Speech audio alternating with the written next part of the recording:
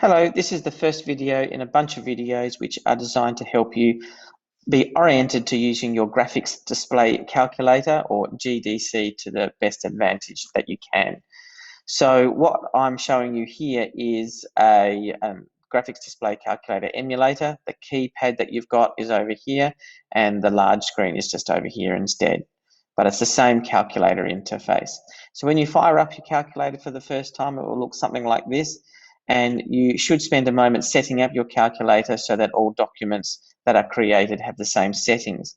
Now, just to quickly show you, under the Documents heading here, you've got 1 new, 2 browse, 3 recent, 4 current, 5 settings. And then over here, you've got Scratchpad, A, Calculate, and B, Graph.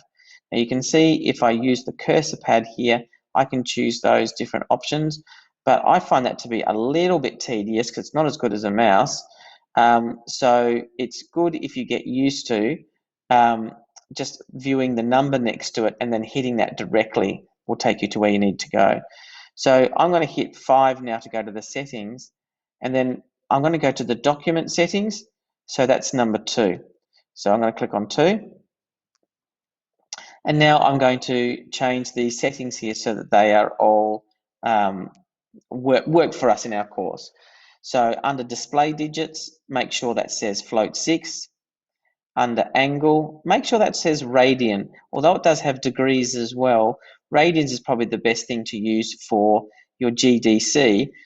When we do our trigonometry unit, we'll use both calculators. We'll use the scientific calculator for degrees, and we'll leave our GDC in radians. And then we can just switch between calculators depending on whether it's in degrees or radians, and then there's less flipping around of settings.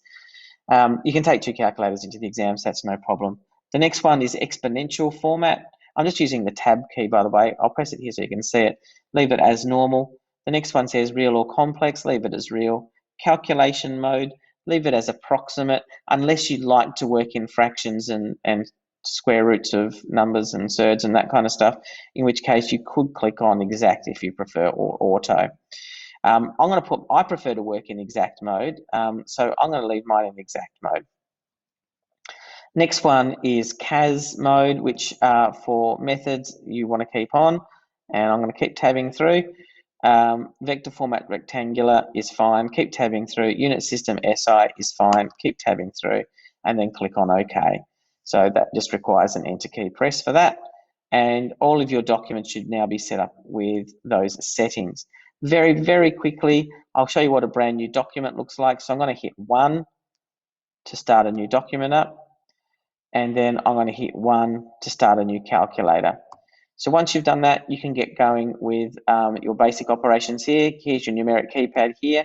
Here are your basic operations and some extended operations here. What's worth doing is exploring to your heart's content what's underneath the menu option, because this is where you'll find all the calculations that that the GDC will do on your behalf, things that you might have had to have done manually beforehand.